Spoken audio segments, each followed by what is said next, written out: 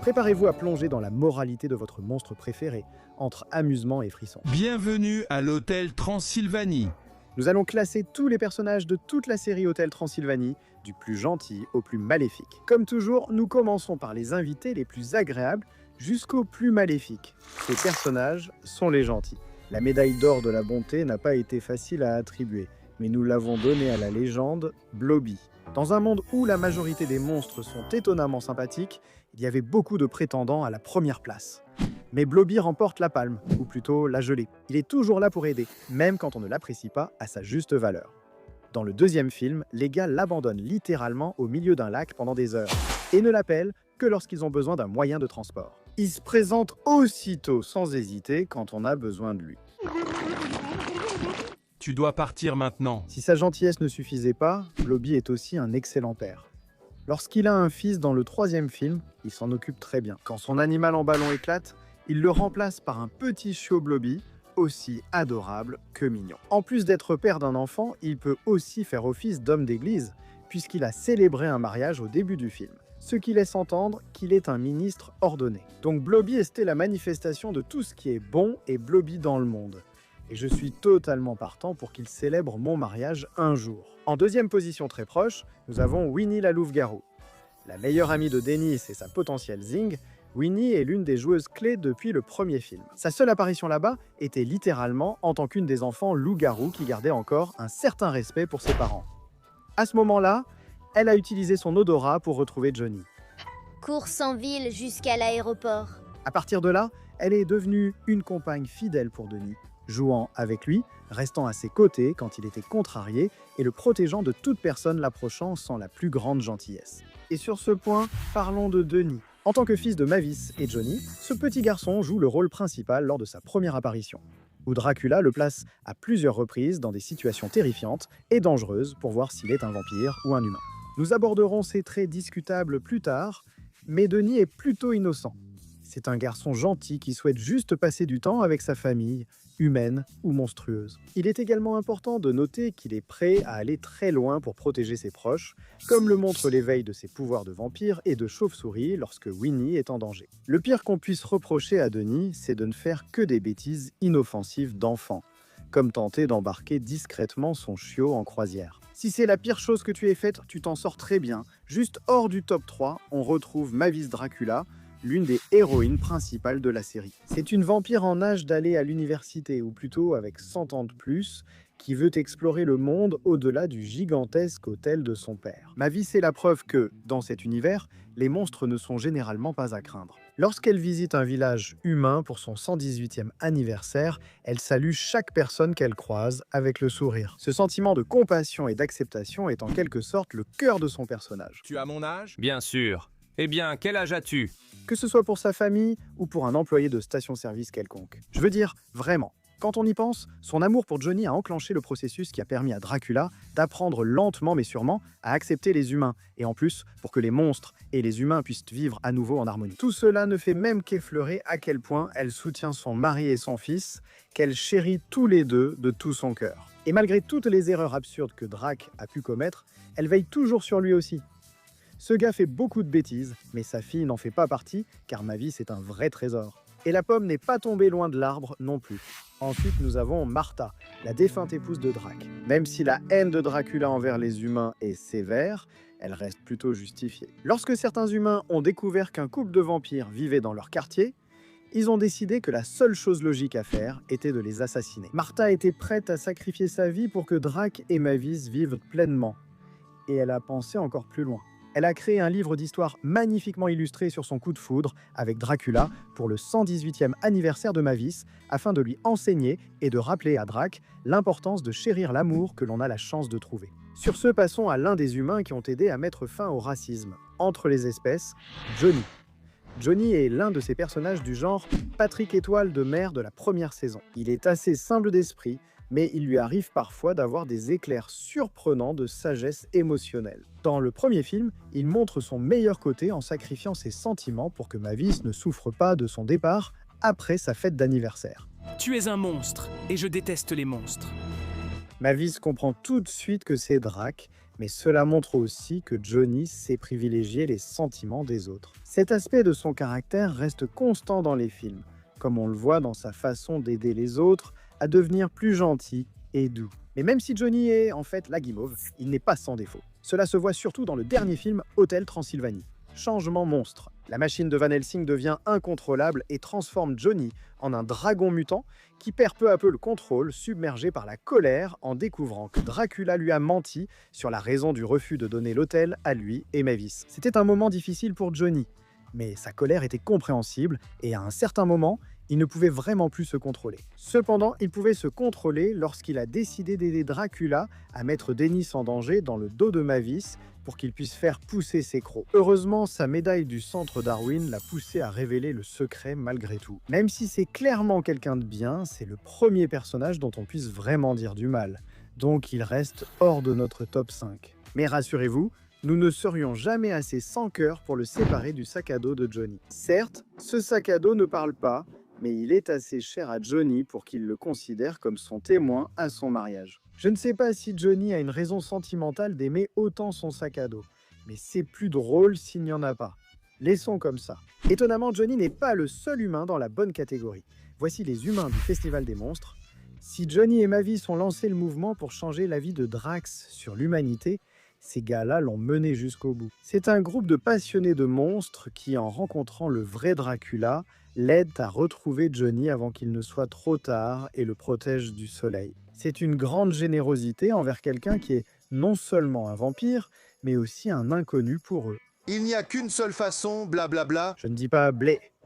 Pour chaque humain prêt à tuer ses voisins parce qu'ils sont différents, il y en a beaucoup d'autres qui utiliseraient leur propre cape pour les protéger du soleil. Et c'est vraiment réconfortant à voir.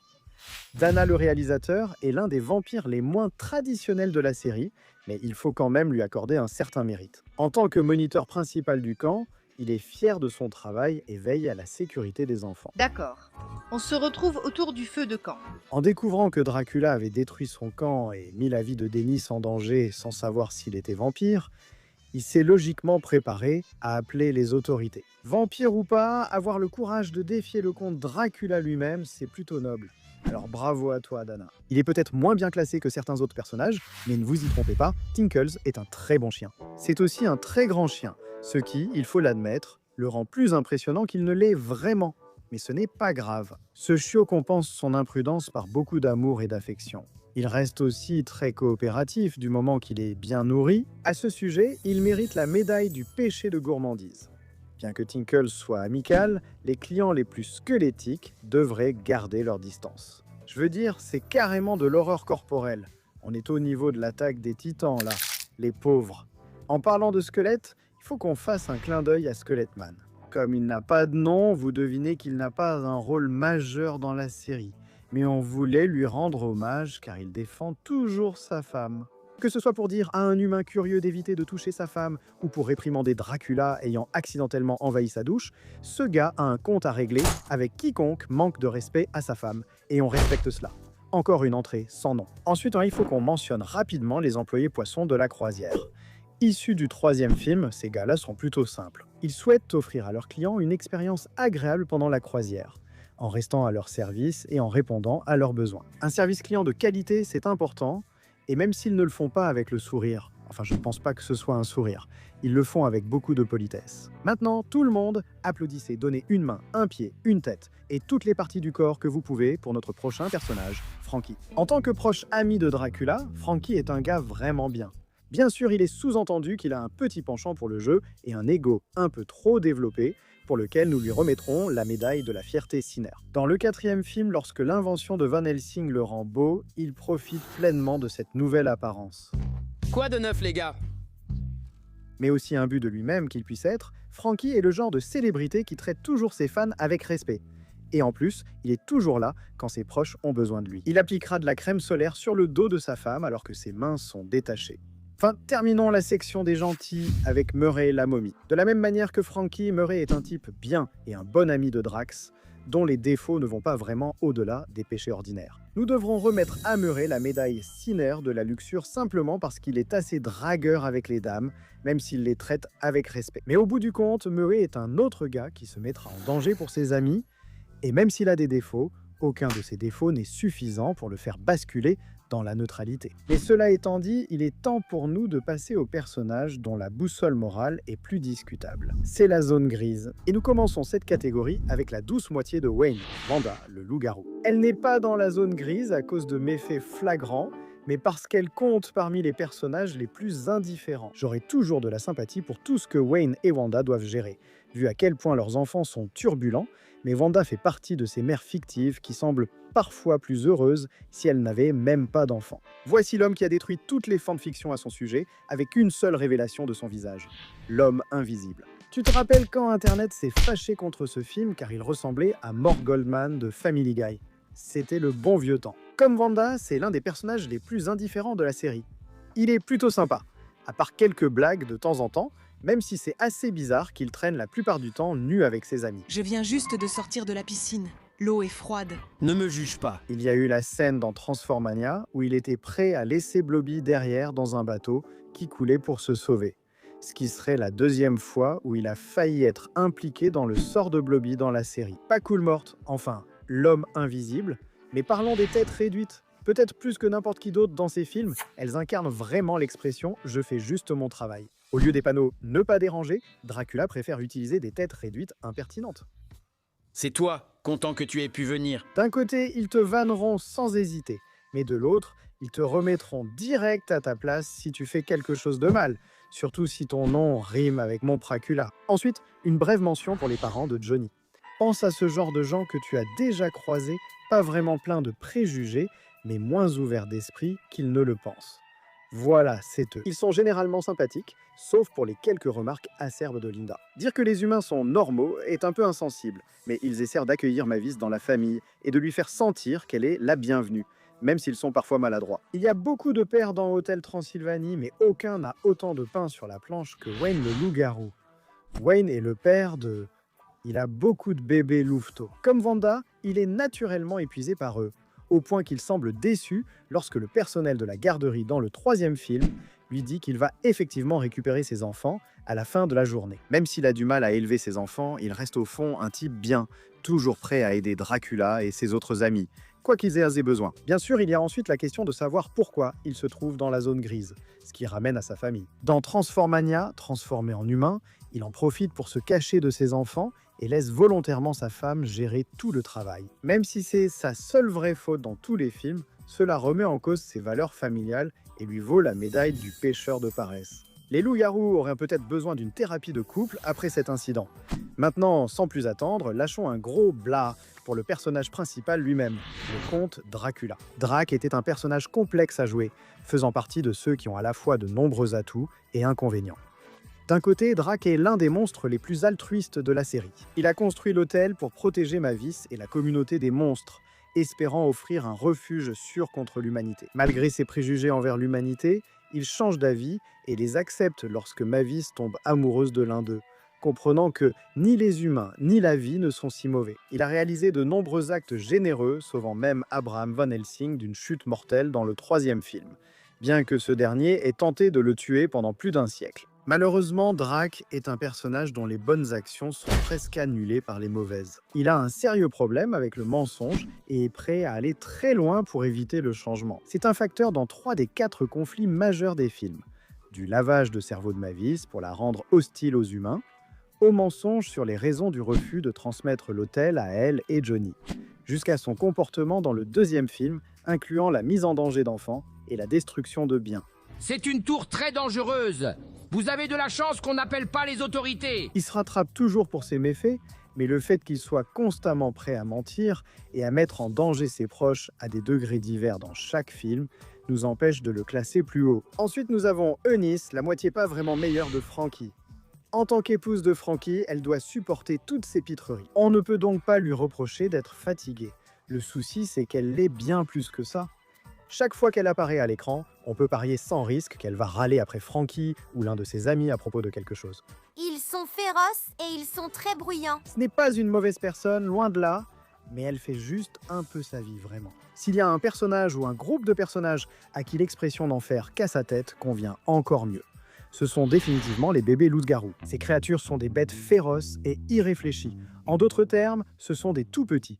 Bien sûr, ils ne sont pas malveillants. Je ne crois pas qu'on puisse être malveillant à cet âge. Mais leur manque de respect et de retenue les place parmi les moins bons de la série. Ensuite, mais voici le plus grand monstre de la série, le Kraken. Il est difficile d'évaluer sa morale car son caractère semble varier selon la musique qui l'entoure. Lorsque nous le rencontrons pour la première fois, il chante une chanson joyeuse pour accueillir le groupe à l'Atlantide. Mais lorsque Van Helsing met son plan diabolique à exécution, il devient une machine à tuer sans cervelle. Heureusement, lorsque Johnny apprend au reste de l'équipe à faire la Macarena, le Kraken se calme et se retourne contre son maître, sauvant enfin la situation. Mais d'un géant à l'autre, la suivante est Gigi. Il peut sembler discret et adorable, et c'est parce qu'il l'est, enfin dans l'ensemble. Mais il s'avère que le transformer en monstre entraînera de sérieux dégâts matériels. C'est l'un de ces moments où un film pour enfants offre une vraie leçon de sagesse. Ne gavez jamais votre cochon d'Inde de stéroïdes. En approchant de la fin de la zone grise, nous avons l'un des personnages les plus importants de la série, le vieux gremlin qui n'a pas fait cela. Elle provoque toujours des problèmes, que ce soit en mangeant le carton gagnant d'une amie, la trottinette de Johnny ou tout le gâteau d'anniversaire de Dennis devant lui. Mais le pire chez elle, c'est sa façon de faire douter les autres de la réalité. Dès que tu la confrontes à son comportement, elle te sort cette réplique emblématique. « Je n'ai pas fait ça !» Pourtant, mis à part son côté espiègle, on ne dirait pas qu'elle est méchante. Au moins, elle nous fait rire, donc c'est déjà ça. Le deuxième coup de foudre de Drax, Erika Van Helsing, arrive tout de suite. En tant que petite fille d'Abraham Van Helsing, elle a été élevée à croire que les monstres étaient le mal pur et répugnant. Je n'essaierai pas de le tuer, je le tuerai. Et elle l'a cru pendant longtemps, au point qu'Abraham a dû l'empêcher d'essayer de tuer Dracula dès le début, sans mauvais jeu de mots. Mais en passant du temps avec lui, elle développe des sentiments pour les monstres, certains plus romantiques, et finit par oser défier son grand-père pour sauver la bande de l'hôtel. Bien sûr, cela était principalement motivé par le fait qu'elle soit tombée amoureuse de Drac. Mais peu importe la raison, elle a quand même eu le courage de dépasser les croyances dans lesquelles elle avait été élevée et de devenir une meilleure personne. Elle utilise son ancienne machine à tuer les monstres dans Transformania pour aider à retrouver Dracula et Johnny, prouvant qu'elle est devenue une héroïne pour la communauté. Et en frôlant de très près le fait de tomber complètement du côté des méchants, nous avons Vlad Dracula.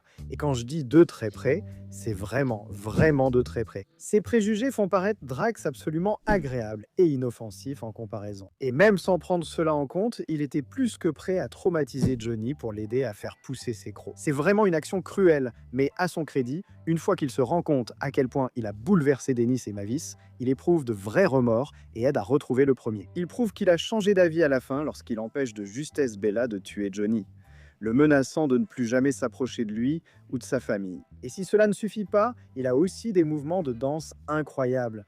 La section grise terminée, passons aux personnages les plus effrayants de la saga, les méchants et les maléfiques. Et pour commencer notre dernier top 5, nous avons le duo de méchants du premier film, Quasimodo et Esmeralda. Il s'agit respectivement du chef de Dracula et du rat de compagnie du chef de Dracula. Ces deux-là sont très fiers de leur travail. Quasimodo adore cuisiner au point d'en venir à maltraiter physiquement ses employés en cas d'erreur. Il y a aussi le détail qu'il est encore plus déterminé que Dracula à garder l'hôtel sans humains, étant donné qu'il était prêt à cuisiner et manger Johnny. Honnêtement, si tu devais manger des humains, pourquoi ne pas retourner dans le temps pour manger les meurtriers de Martha ? Ces personnages étaient d'ailleurs difficiles à classer. Je ne sais pas si je serais à l'aise avec de vrais vampires dans mon quartier. Surtout sans avoir vu Hôtel Transylvanie ni savoir qu'ils peuvent être amicaux. Mais d'un autre côté, ce sont des vampires. S'ils voulaient te nuire, ils l'auraient déjà fait. Ils vivent juste leur vie, donc ils ne le veulent clairement pas. Sais-tu ce qui motive vraiment les vampires à te nuire ? Tuer ta femme de sang-froid. La médaille de bronze du mal revient au principal méchant du troisième film, le professeur Abraham Van Helsing. Dès le début, je trouve que ce type est un choix évident pour la médaille centrale de la colère. Il a gardé une rancune contre Dracula pendant plus de 100 ans, consacrant toute sa vie à le tuer, et s'attendant à ce que sa petite fille fasse de même. Sa détermination à tuer des monstres allait bien au-delà de la simple peur des humains envers eux. Pour Helsing, c'est un acte de pur préjugé et d'ego. Jusqu'au bout, il était déterminé à tuer Drac et tous les autres monstres, et même après que Dracula lui ait sauvé la vie, ce qui a finalement changé son avis, il était prêt à ne leur offrir qu'un remboursement de 30% en guise d'excuse. D'accord, remboursement complet. Heureusement, il est devenu une meilleure personne. Il n'est plus un chasseur de primes douteux dans le 4e film. Un savant fou vivant dans un sous-sol teste des inventions dangereuses sur des animaux, provoquant la destruction de l'hôtel et réduisant presque le cerveau de Johnny en bouillie au point de le rendre méconnaissable. Donc je suppose qu'il fait des progrès. Mais d'abord, cette vidéo vous est présentée par Wicked Binge. Accédez aux vidéos en avant-première, obtenez des emojis exclusifs et des badges de fidélité en soutenant la chaîne par abonnement. La médaille d'argent du mal revient aux employés de Gremlin Airlines. Imaginez ceci. Imaginez les mignons de moi, moches et méchants sous cocaïne, chargés de gérer une compagnie aérienne. Cela semble être une idée terrible, et c'est le cas. Mais les employés de Gremlin Airlines, contrairement aux mignons, sont assez intelligents pour piloter des avions, servir collation et boissons, et ont leur propre vie et leur propre famille en dehors du travail. Donc, le fait qu'ils mettent constamment en danger leur clientèle montre bien que ces créatures ce sont de véritables psychopathes. Ils suspendent des passagers à une corde pour les aérer, leur versent du café brûlant sur l'entrejambe, ou tentant même de cracher l'avion au lieu de juste atterrir. Très bien, chers passagers. Vous êtes libres de vous déplacer dans la cabine puisque nous avons entamé notre descente. Ces créatures sont de véritables fléaux et échappent à une pire place, seulement car elles ne sont pas toutes là, dans leur tête. Mais remportant notre médaille d'or du mal, il y a le seul personnage qui n'a même pas cette excuse. Bella, la chauve-souris vampire qui déteste les humains. Comme sous-fifre de Vlad dans le deuxième film, il serait logique de penser qu'il changerait aussi de comportement. Mais le film déjoue en fait les attentes en faisant de lui le véritable méchant, n'hésitant pas à blesser humains et monstres comme il l'entend. Ce qui rend Bella vraiment méprisable, cependant, c'est le fait qu'il était prêt à traquer Denis et Winnie, deux très jeunes enfants, et à les massacrer simplement pour le plaisir. Les humains n'ont rien à faire avec les monstres. Même Vlad, qui haïssait l'humanité depuis des siècles, a été écœuré par sa tentative de tuer les enfants et Johnny. De plus, il était prêt à tuer la famille de Vlad, montrant qu'il n'était même pas loyal envers son vieil ami. C'est le genre de monstre dont ces humains qui ont tué la femme de Drax avaient peur. Et même s'ils se trompaient dans leur haine aveuglée par la peur, Bella savait parfaitement ce qu'il faisait, et il l'a fait fièrement et avec joie.